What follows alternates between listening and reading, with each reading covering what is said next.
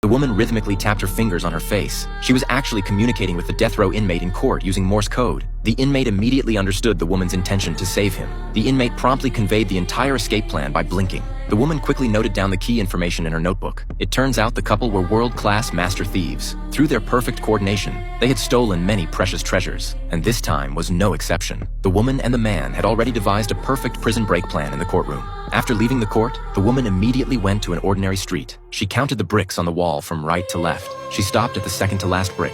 Then she gently pressed it. The entire wall opened like an invisible door. Behind the door was parked a V12 engine sports car with 2,000 horsepower. This car was originally customized for future escapes, but now there was no choice, because the man had been sentenced to death in 2 days. The woman had to accelerate the entire plan to obtain the materials needed for the prison break. She immediately drove at full speed to the next secret base. She stopped behind the 37-kilometer marker on the suburban highway. This too was an invisible door. The camouflage door, disguised as part of the mountain, slowly opened. She drove the car into this cave-like secret base. Inside were stored all the tools needed for theft, but the prison break didn't require these tools. Using the safe combination the man had transmitted to her, she successfully opened the safe. First, she took out $1 million.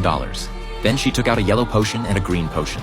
But the plan still lacked the most crucial step. How could she enter the prison to access a death row inmate? So she used the power of money to successfully meet the police chief.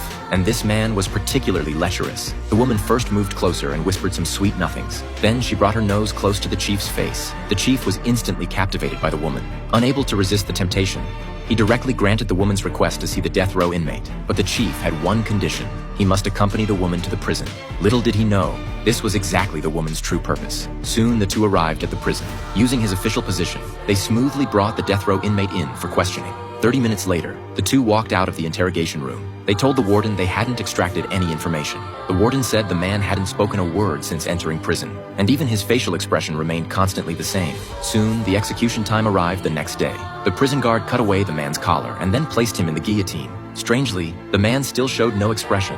An ordinary person would have panicked long ago. This scene made the sheriff who had captured him notice something was wrong, because he remembered the various human skin masks found in the man's house. He wanted to step forward to stop the execution, but by then, it was already too late.